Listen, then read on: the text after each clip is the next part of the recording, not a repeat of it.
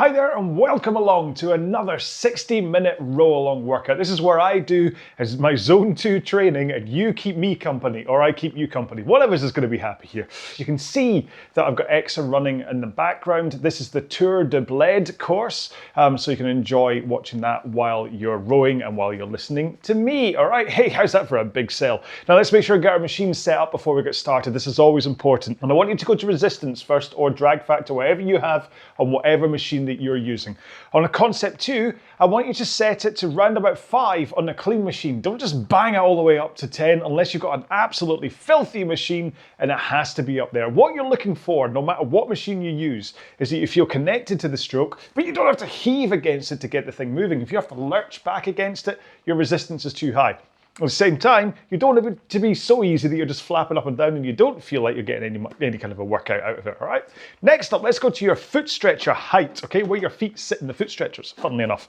And what you're looking for is a height where you're able to come into the front of the machine with your shins pointing vertically, comfortably. If you are set too high in the foot plates, what happens is it's a bit tough to get there. Your heels come massively off the foot plates, everything kind of falls apart. If you're set too low, then what can easily happen is you go past that vertical position and your backside escapes from underneath you, or your back opens up too soon, and that's not a good thing. You get a less effective workout, all right? So if you're ready to go, what I'd say is have one last drink. I'll get my trusty water bottle.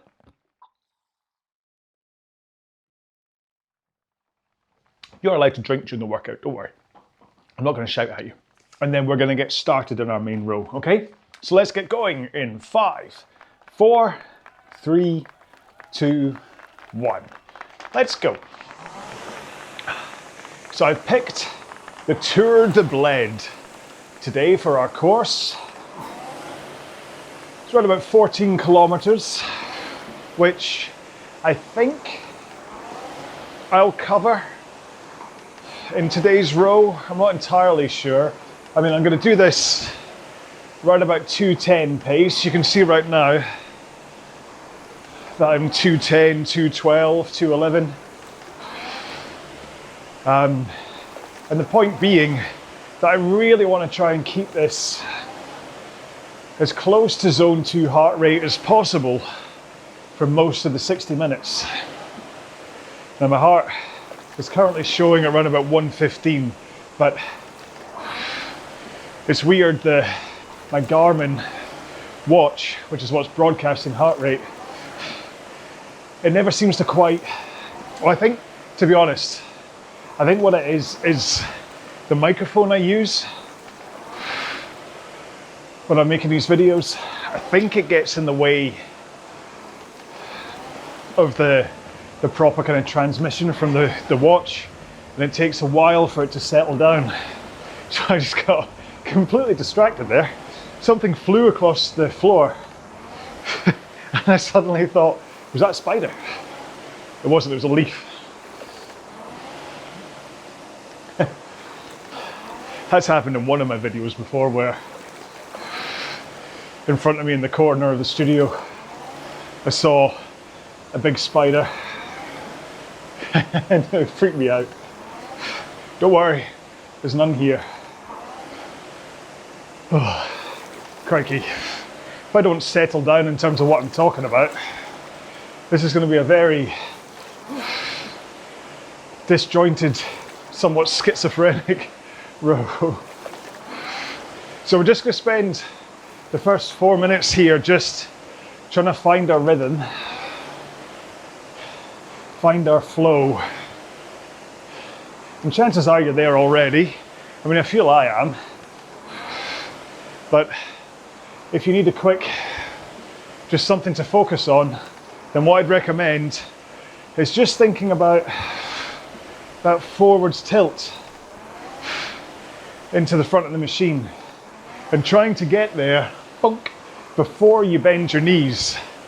So many people will say, oh, now, you must make sure that the handle is past your knees before they bend. But they never quite explain why. And yes, there's things like, if your knees come up early, there's a good chance that you are tugging on the foot straps with your feet. And that's what's causing your knees to pop up. But if you take that out of the equation, why else would you want hands past knees before they bend? And the reason for that is that you want to be in your catch position before you bend your knees, in terms of straight arms and forwards tilt. If you can hit that position before you bend your knees and then try and lock it in as you slide to the front, that is where consistency comes from.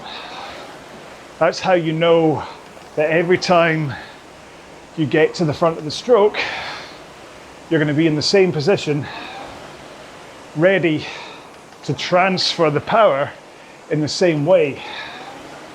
And then it becomes about pushing with the feet with the same amount each time, holding straight arms and the forwards tilt, letting that power flow, and then finishing at the back with your pull. Now, I think that was almost an organic way to talk about technique. I'll return to it. I'll expand upon it further into the row. But that's really the headlines I want you to think about, is once you finish the stroke, get your hands away and tilt forwards before you bend your knees. And then push, or let's just say slide into shins vertical, and then push your feet into the machine while you hold straight arms and that forwards tilt. I found myself speeding along at 2:08 just then. Let's calm down a bit. After all, this is my long, slow workout of the week. I do enough. Like, so today's Wednesday, all day. And so far this week, if I start from Sunday morning was the live group row here on the Exer app, which I streamed to the RowAlong live YouTube channel. Then in the evening, I did a whole bunch of high rocks training, burpees, lunges, wall balls,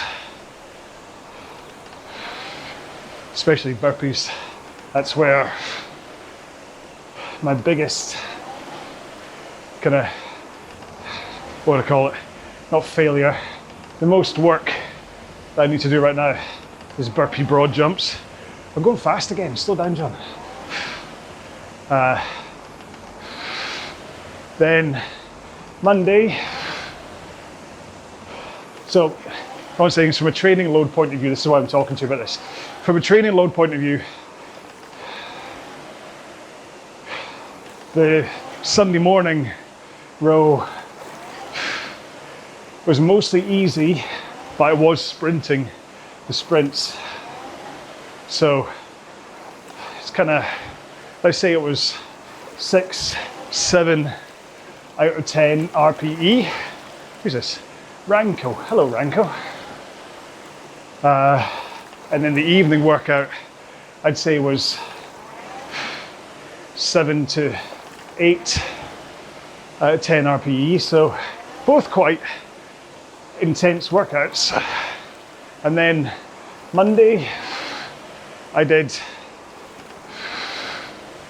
10 times 400 meter fast runs, like race pace runs, with lunges and burpees in between, and ski erg. What, 10-minute ski erg on the end, is that what it is? I think so, yeah. So again, quite a high intensity workout. Definitely in the kind of 7 to 9 RPE. That's rate of perceived exertion, in case you didn't know. Then yesterday, actually I just did a tempo run, 8 kilometers at just under 5 minute per K pace. And so leading up to today, remember that's where this conversation started. This week has been full of 7 to 9 out of 10 hard work sessions. So today needs to be low intensity. Hang on, Jamie's messaging. Just in terms of my body not getting too strained. Don't want to call it overtraining, because it's usually under recovery is the problem, but I have been putting in a lot of effort, so I could get close to overtraining if I push this too much. So that's why I want to keep this nice and easy today. So as it is, about an hour ago, I did a chest push-based weight session, like bench press and all that kind of stuff. And then later today I will do what I call a reacher set weight session. It's called that, or I call it that because it's what the guy who plays reacher does, or at least what he told Men's Health he does. He's on top of taking TRT, but he, that's him, not me, I don't take TRT. He does reverse curls, at 20 reverse curls with an easy curl bar, then 20 military rows, which is like vertical rows with the same bar, same weight, and then 20 overhead tricep extensions. And apparently that is how he is such a beefcake. I think he's doing one or two more things. But I like to throw that in on top of everything else I do, just because it kind of balances out a lot of the other training that I do between rowing, running, and the high rock stuff. I feel it helps. Possibly purely from an aesthetics point of view, so I can look in the mirror. Which is a huge part of why I train. Let's face it, if I look at 2013 to 2018, all of my training then was purely about being as fast as I could as a 40 to 49 lightweight rower. Hang on. I'm gonna have to do something I don't often do. I'm gonna have to message my daughter. Let's see if I can get Siri to do this. Siri, message fam. Is it gonna work? No. I can't unlock my phone and row at the same time. Let's see if I can make this work. While we're talking, I can't help. Oh, I've got it unlocked. Let's see if I can do this while we're going, okay? I'm gonna see if I can do this. Just try and keep your own rhythm here while I'm messing around with my phone.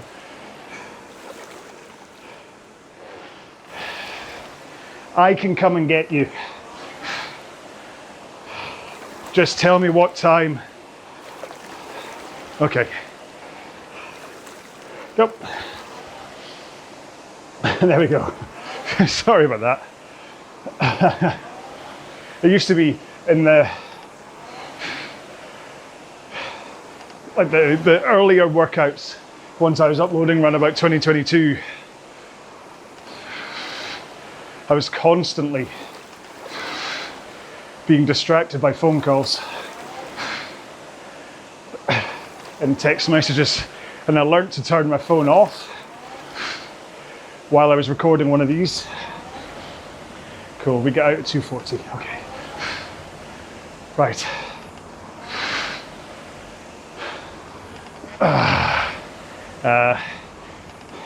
Siri, reply to fam. No, it doesn't know. Okay, well, I said I can tell her, just let me know. Hopefully she knows. We'll find out. Hey, the saga of my messaging to the family. Listen, I told you that you'd be putting up with whatever came into my head today. I didn't tell you whatever came into my inbox. And I was like, yeah, so.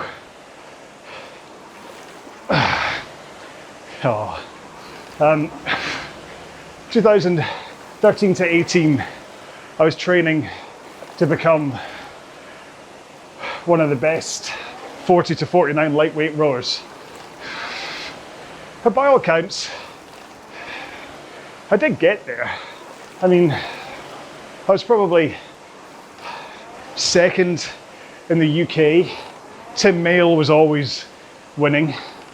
Every time I went to the British Championships, he came first. And then it was a fight for second place for everyone else, which I would get. Or Scottish champs, I'd win it. I had the British, then world's record for the 1K time trial for my age and weight, which Tim Mayle then took. And I still have the world record for the 100K as part of a small team. So it's fair to say, I mean, not blowing my own trumpet, even though I am talking about my successes, but I put in a lot of hard work to be better at this, and it worked. It was like very hard training, but just as hard was the weight management, trying to maintain like 74.5 kilograms. So at 165 pounds or 64 pounds. Under 75 is the lightweight limit, you see. But just being so careful with what I ate every day for lunch. It would just be chicken and spinach with a splash of olive oil. No sugar, no treats, definitely no alcohol. And that served me well Up until, if you've heard this story before, you know what happens next. I had an accident with a knife sharpener. Here, turn my phone off. Ended up cutting through the knuckle in my left hand, severed the tendon, and just being off the machine for like 8 weeks, and then slow rehab over the course of all that. Not only did I kind of lose the fitness, that kind of real top end cream fitness versus power, I just kind of lost the desire to really punish myself that way, especially as being,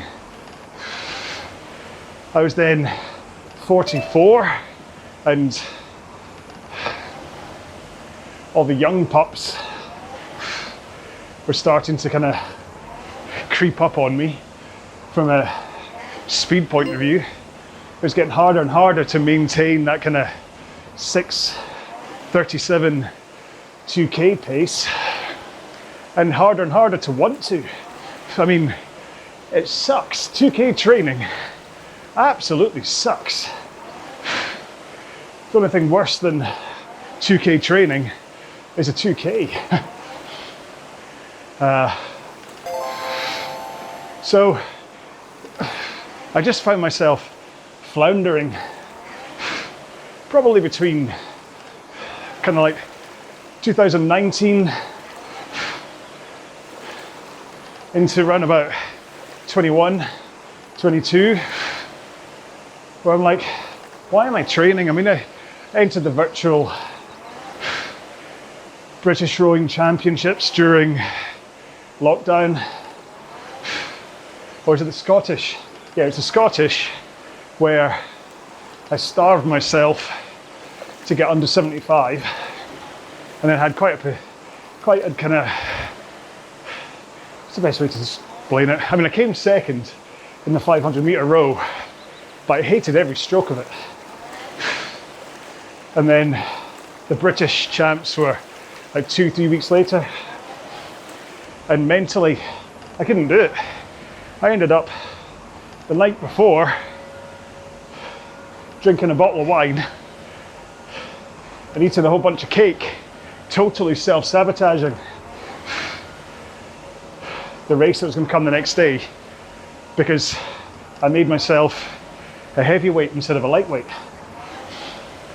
Not proud of it at all, but whether it was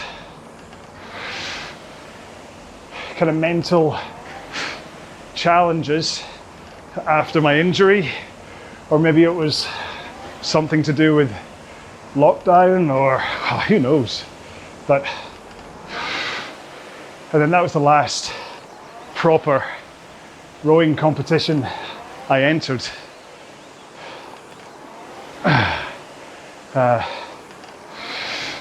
Just couldn't face, just haven't, apart from like things like the CTC and various rowing challenges, I just haven't returned to the world of rowing racing. But part of that is that not only did I get into this, the RowAlong thing, making videos for you, so I'm training and I'm making videos where you can train along with me, alongside me.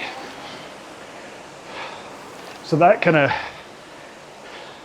kept me going and not really focusing on the racing side. I kind of, you know, like those that can do, those that can't teach. I mean, should really be those that can't anymore, or those that did but can't teach. Is that right? That I have the pedigree to be in the position of being someone who feels he can make these workouts, because I've been there, I've been fast, I've done the training, and now I've kind of decided to hand over my time and experience to you. So that was definitely what kept me going through the kind of 2019 to 2021, where I was no longer performing, but because of you guys on the other end of the YouTube video, I still had a purpose, still had a reason to row.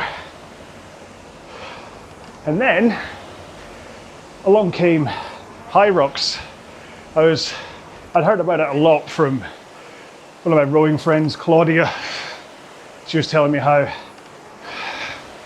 one of her rowing friends had really got into this High Rocks thing. And I'm like, what's that? That sounds rubbish.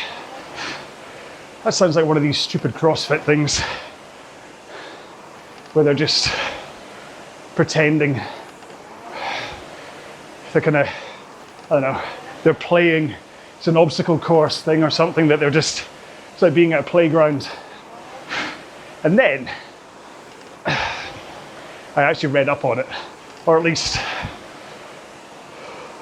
I was in Greece, in Rhodes, on holiday, and I had a copy of Men's Health with me, and there was an article from a guy who had just done a High Rocks, and reading his write-up on it, I realised I was just talking total tosh, not knowing anything about High Rocks, just doing that thing about assuming it was some kind of CrossFit thing. But having read about it, how structured it is, and that it includes rowing and ski erg and stuff, I kind of thought, well, maybe this is where that kind of competition element that I do still crave, but don't necessarily want to fulfill through just rowing. Maybe this can fill in that kind of chasm. So that's what I started doing. Training for High Rocks. I had a ski erg already, so already knew that part of it. Obviously rowing, but stuff like sled push, sled pull, never done them before. I'd done the odd burpee, but never as a broad jump. Farmer's carry, what's that?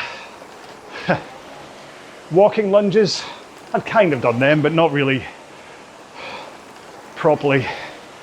And wall balls, definitely. I had never bowled a wall up until 2021. So it was just great to launch into something totally different. I thought I'd be relatively handy because of my rowing background, but really, rowing is such an insignificant part of it in terms of the race. Got these 8 workout stations surrounded by 1 kilometer runs in between each. So 8 kilometers running and a whole bunch of functional exercise. So that 4-minute row, or just under, for a 1K is a drop in the ocean in terms of performance. I mean, it's really important because of where it sits in the race. It's the start of the second half, station 5, and comes off the back of the burpee broad jumps. So your body, or my body, is pretty ruined after the burpees. And although there's a 1 kilometer run before you start the row, to kind of settle down a bit. If you don't approach the row sensibly, you're just going to blow up. So lots of people, high rocks people say, oh, use the row as a rest, which I really vehemently rail against. You don't use it as a rest, you use it to settle down. Resting means go slower than you should in order to recover. Settling down means finding a pace where you can kind of gather your thoughts and then push on. And in order to do that, you need to be rowing with a good technique, efficient technique being the point of good there. If you can have an efficient technique in high rocks, then you can row at a good pace and not tire yourself out.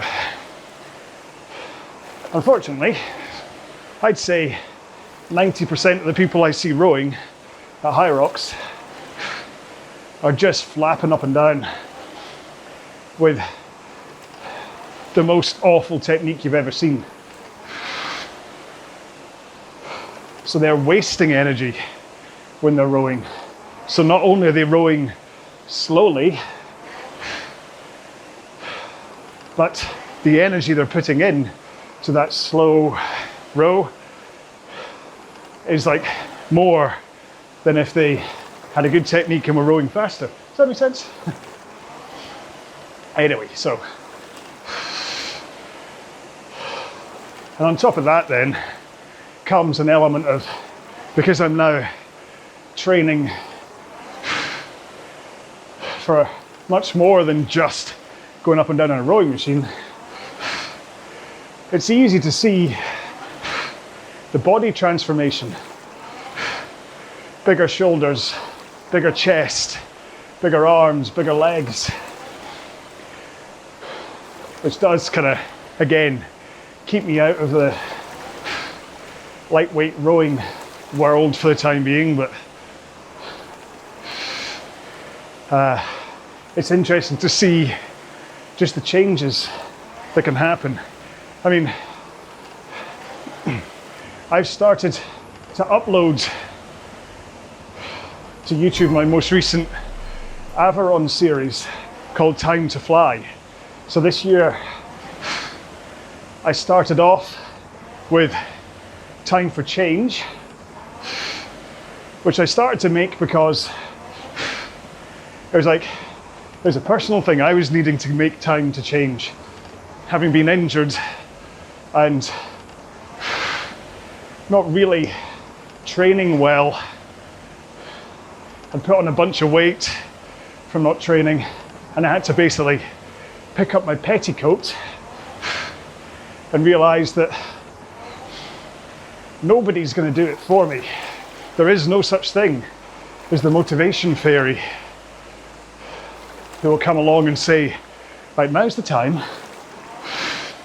You just need to either look at yourself in the mirror or look at your performance, look at whether you're really sweating and breathing heavy just climbing stairs, whether people are telling you look healthy. It's always a sign.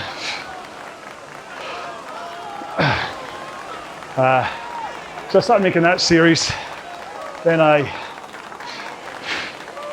had to pause while I went for a small skin cancer operation.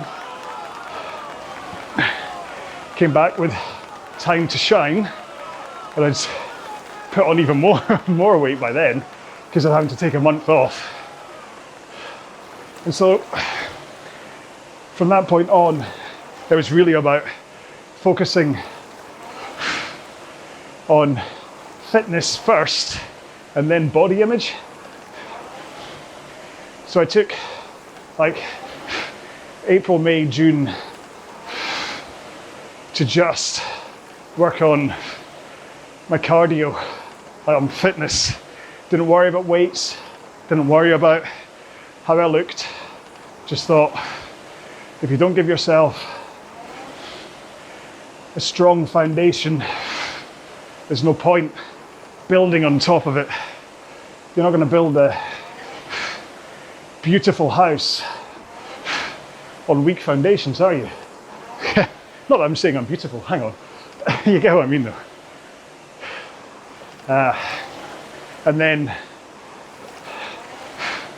from July onwards, it's now mid-September,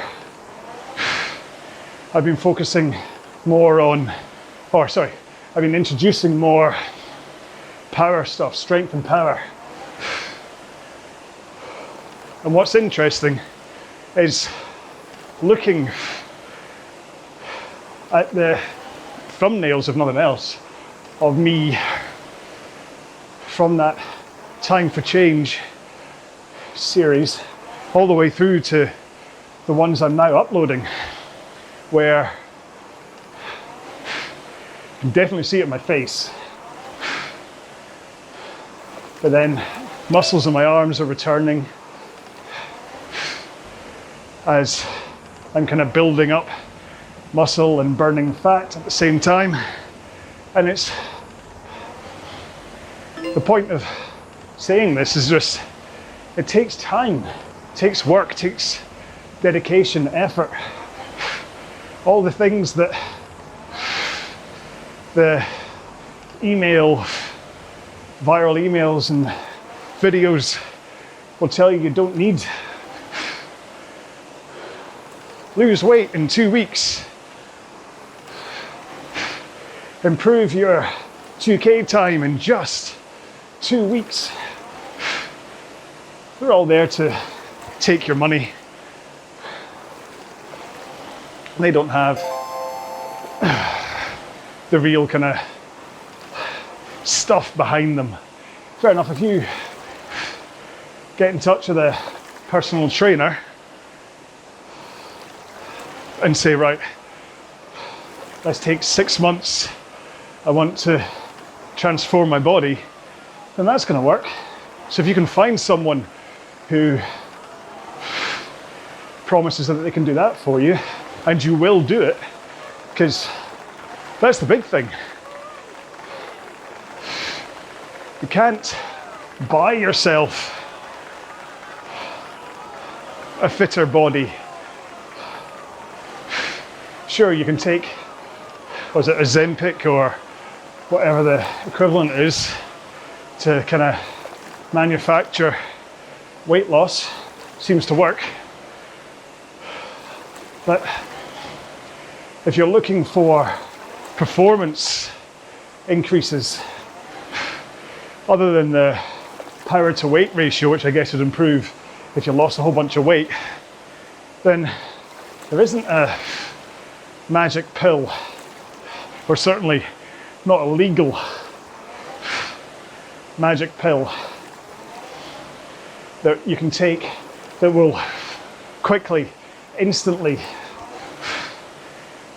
improve your rowing performance or your high rocks performance, add muscles, etc. It's all down to work, putting in the time. So, like with the 5K plan I've just launched, you can find it on the website under premium plans. That's a 5-week plan which you just follow, and as long as you put in the effort, you listen to what I'm saying and you do what I'm saying, then I'm not one to say I can guarantee you'll be better, but as long as you follow what I've said, you should end up with a faster 5K time. Sorry, I'm not, I didn't mean to be lecturing you, but I do see a lot. I mean, I was telling Apologies that you may have heard this already if you did the recent group row, but it's worth saying again. I got an email from somebody, first off, saying, love your workouts, but I wish you wouldn't talk so much.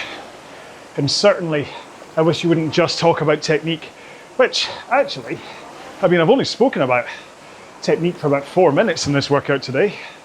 I'm doing quite well. Yeah, you talk too much and you talk technique too much. But I do enjoy your workouts. I'm like, all right. But then they followed that with, how do I get faster? And they gave me examples of their current pace, their height, their weight and stuff. And I'm looking at it, their pace going, you should really, for that build, you should be rowing like 20 seconds faster than you are. And the only thing that would be getting in the way of that, and given their age as well, the only thing that would be getting in the way is technique.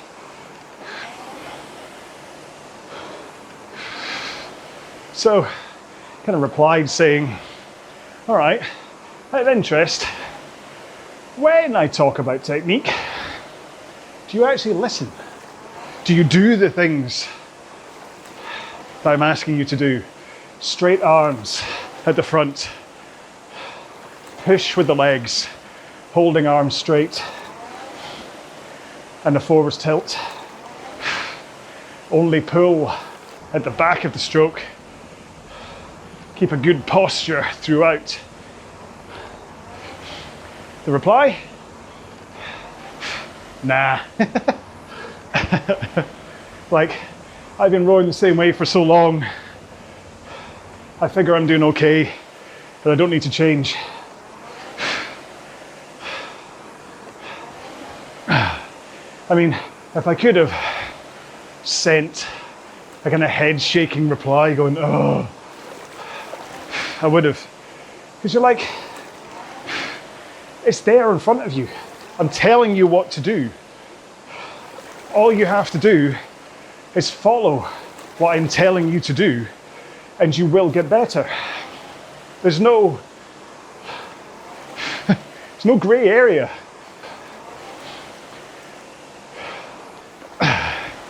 Improve your technique to row how I'm telling you to. Possibly not how I actually row, but certainly how I tell you to. On low intensity rows, keep it low intensity. On high intensity rows, keep it maximum intensity. If you do that, you will get better.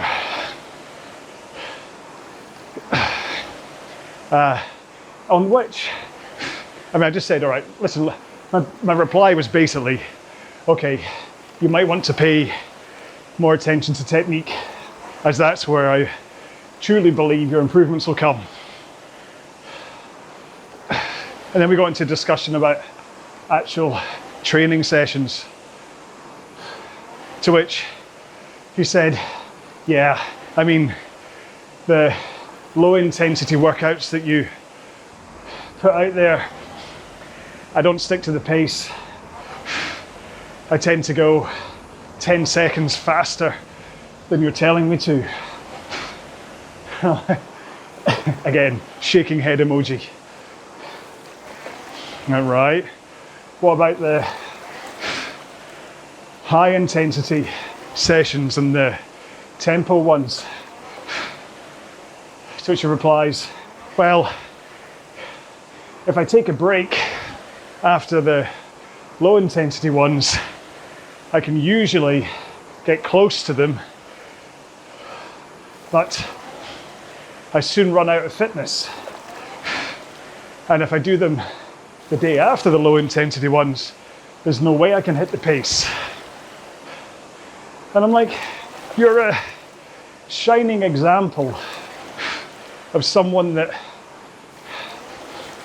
sees something in front of them but doesn't actually pay attention. So the point of the low intensity stuff is that you keep it at an intensity where you're not taxing yourself. Like, you'll see my heart rate is up at 139 right now, 138, but my RPE as far as body is concerned is still 5, 6 out of 10. The only reason my heart rate is so high is because I'm talking to you the whole time and effectively holding my breath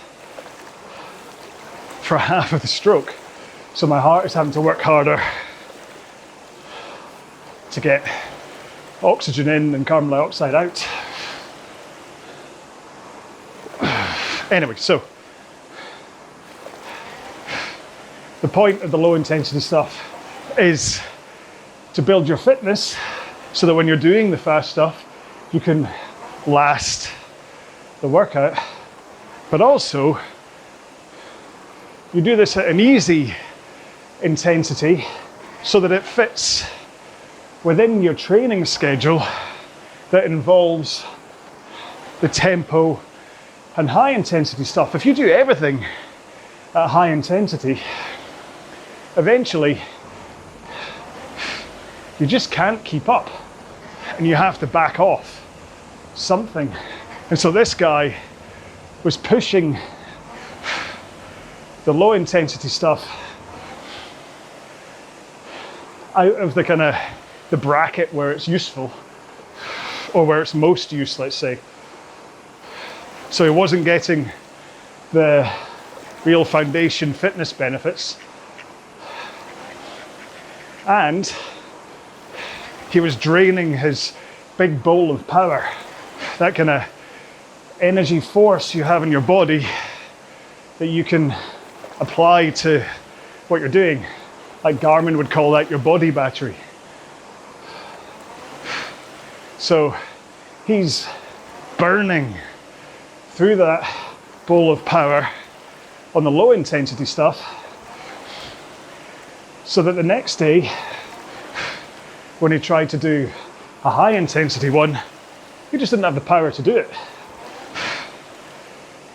So he couldn't row as fast, and he hadn't built his fitness. He drained his bowl of power, he hadn't refilled it and made it bigger with the low intensity stuff, so he couldn't manage it. So again, I replied and said, well, if you stick to what you've been told to do in the plan, then you will get there. I've yet to get a reply, but what I'm expecting is something along the lines of, oh, I just can't hold the slow stuff on low intensity, it's too boring. And then I just can't hold the pace on the high intensity stuff, it's too much for me. So I'll keep on trying. I don't like to give up. I don't want to write him off as a lost cause, but that was just a long way of saying that if you are looking for performance improvements or weight loss or strength gains or anything, and you have a plan, whether that's one that you've written yourself or you paid for, or maybe you have a personal trainer or a coach, trust the process. Trust that these things have been generated from years of experience and thousands of people going through that process. And if you stick to it, you'll see the results. Oh, what should we move on to next after that big long chat? Anyway, I'm still a work in progress, but the big thing is that every time I look in the mirror, my catchphrase is just getting there. I'm getting there. As much as it gets tougher the older you are to lose weight and put on muscle, it's just tougher. It's not impossible. So as long as I watch what I'm eating in terms of calories, then I lose fat. But it's harder, if only for the fact that I have a day job where I'm sitting at a desk from like 8 in the morning until 6 in the evening. So it's only these lunchtime workouts that kind of give me that metabolic boost that burn those calories. If it wasn't for doing this, then who knows what would be going on with my body. I mean, we're coming, that's 50 minutes. We're coming up for 50 minutes. And I've hit 700 calories. Which isn't bad. Means I can go in after this row.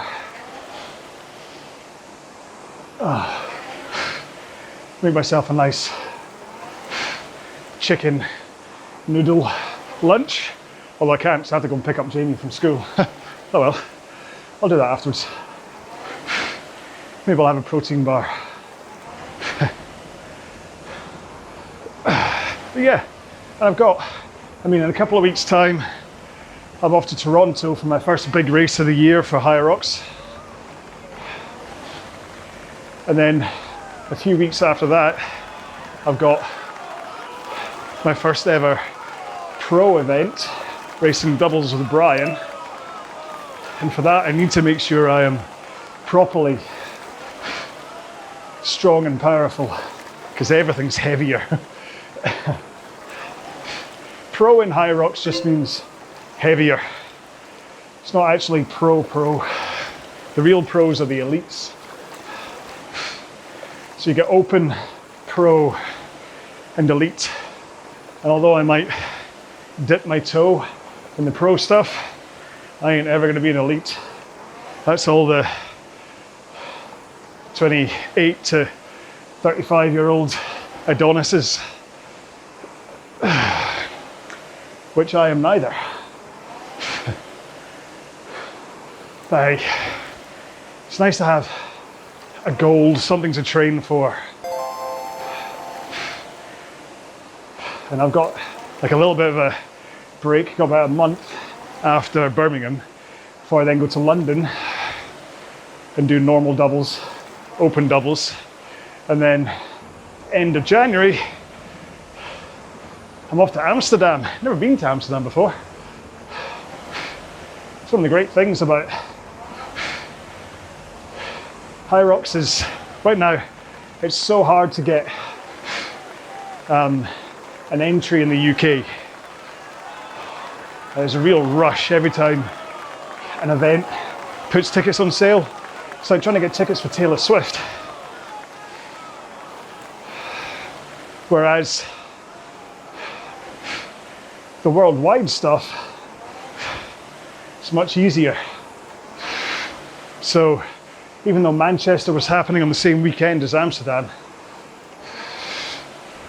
I decided just to go try and get a ticket for Amsterdam, which I did. And actually, apart from the flight and possibly spending money, it's not that much more expensive. And in fact, driving to Manchester and back is going to be a full tank of petrol, which is about £90 right now. and the flight was 106. So they're kind of cancelling each other out. I would have stayed in a hotel for one night in Manchester,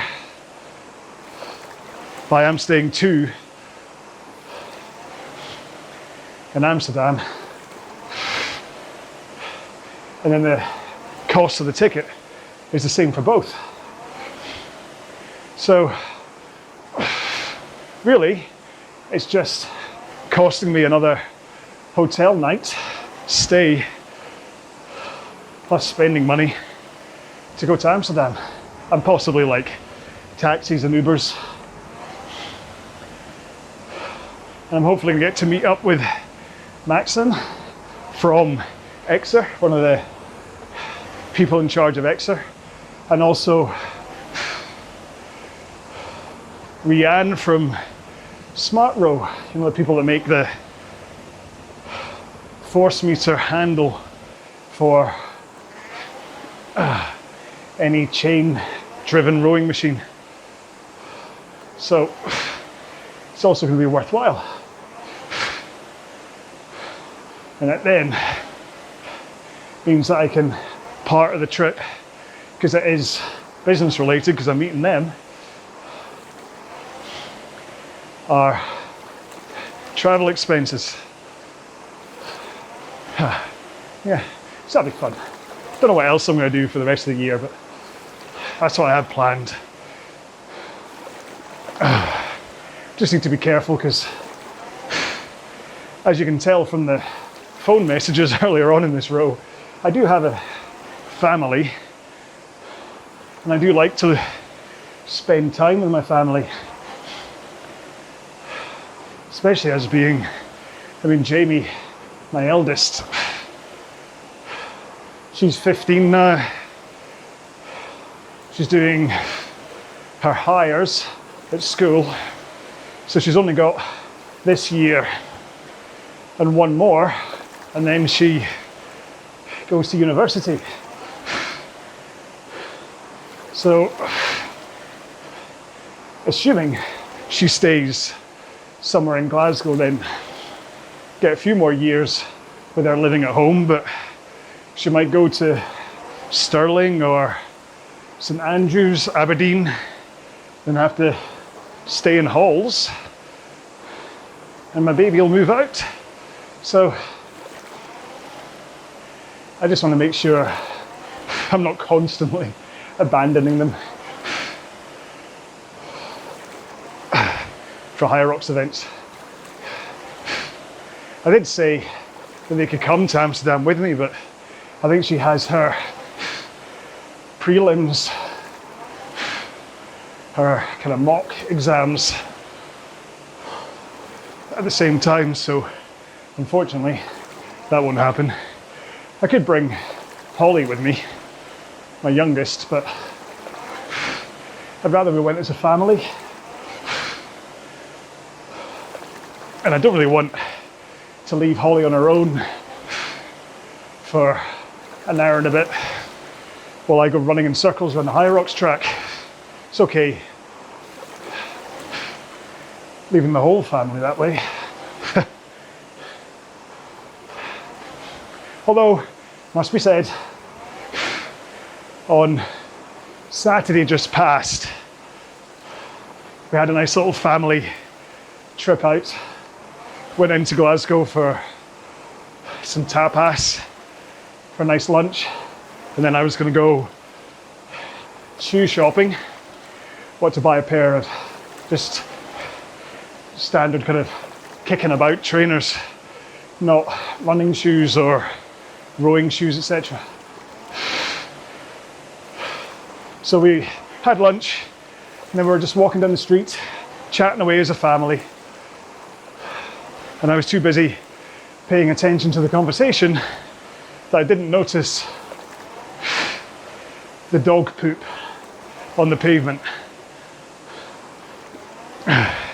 And suddenly my left foot started to move away from me in this strange speed that it was not meant to. Slow enough that I had time for the thought to pass through my head of what's going on here. And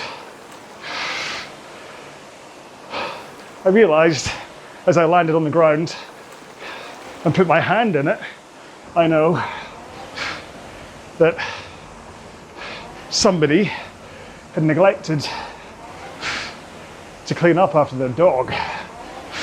So there is a spot in hell, as far as I'm concerned, reserved for people who don't clean up their dog's mess, especially if it's on a pavement or something like that. I'm not saying that there's anything okay with letting it poo in a field and not cleaning it, but on a busy pavement in town. So yeah, so that's the downside to hanging about with my family. That was the point of that story. Oh, we're almost there. I mean, I'm loving these low intensity 60-minute rows. Great workout. It's also interesting to see what goes through my head, what I end up talking about, the things that I labour and hang on to while I'm talking to you. All right, look at that. We got through the entire lap to... Let's take one more stroke. Oh, now, messing around with my phone made me the timer on screen be a bit strange. Don't worry about that. Shh, don't tell anyone. But I'll edit it to make sure that the row itself was exactly 60 minutes. So if you noticed a bit, you're like, what's happened here? That's right. So there we go, 60-minute row done and dusted. And I have, how long have I got? What's the time? Is it 25 past? Yeah, okay. I have to go jump in the shower very quickly and then go pick up my kids. So I'm gonna have to say goodbye. Thank you once again for joining me for this one. I hope you enjoyed the 60-minute row. These are just ones that you can just do, okay? And you should get a little bit fitter at the end of it, ready to then be able to go faster on the next one. So talking your next ones, I look forward to seeing you in another row or you seeing me. Until then, row well, be well. Bye-bye.